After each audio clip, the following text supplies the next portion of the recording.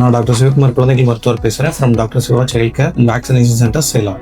Sir, என் குழந்தைக்கு ஒரு 2 days முன்னாடி தான் ஃபீவர் வந்துச்சு.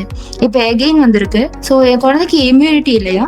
குழந்தைக்கு இந்த மாதிரி அடிக்கடி சளி, இருமல், காய்ச்சல் ஒரு 5-6 வயசு வரைக்கும் கான்டெக்ட்னால வந்துட்டே இருக்கு. இதுக்கு காரணம் ரிப்பீட்டடா சளி பிடிக்கிறதுனால உங்களுக்கு இம்யூனிட்டி சுத்தமா இல்லை அப்படிங்கிறது இல்லை. இது எல்லாமே பாடி வைரல் இன்ஃபெக்ஷனுக்கு ரெஸ்பாண்ட் பண்றது தான். ஒரு வருஷத்துல 6 டைம்லேருந்து 10 டைம் சளி பிடிக்கிறது நார்மல் தான். இன்கேஸ் டே கேர் போறாங்க அப்படின்னா ஒரு 10 டைம்லேருந்து 12 டைம் சளி பிடிக்கிறது நார்மல் தான். பேரண்ட்ஸ் பயப்படாம அவங்களுக்கு வார்னிங் சைன்ஸான ஏதாவது மூச்சு திணறல் வருது, ஒரு நிமிஷத்துக்கு நார்மலா விடுற மூச்சை விட அதிகமா மூச்சு விடுறாங்க, இல்ல நெஞ்சுக்கு கீழே பள்ளங்கள்லாம் வருது, சரியா பால் குடிக்க மாட்டாங்க, லெத்தார்ஜியா இருக்காங்க, துவண்டு போறாங்க, இதெல்லாம் இருந்ததுன்னா உடனே டாக்டரை பாருங்க. அதே மாதிரி அடிக்கடி சளி பிடிக்கிறதுனால திருப்பி நிமோனியா அட்மிட் ஆகுறது தான் அப்நார்மல். ஸோ ஒரு சில ரெட் ஃபிளாக்ஸ் எல்லாம் நான் சொல்றேன், அதை மட்டும் நோட் பண்ணி வச்சுக்கோங்க.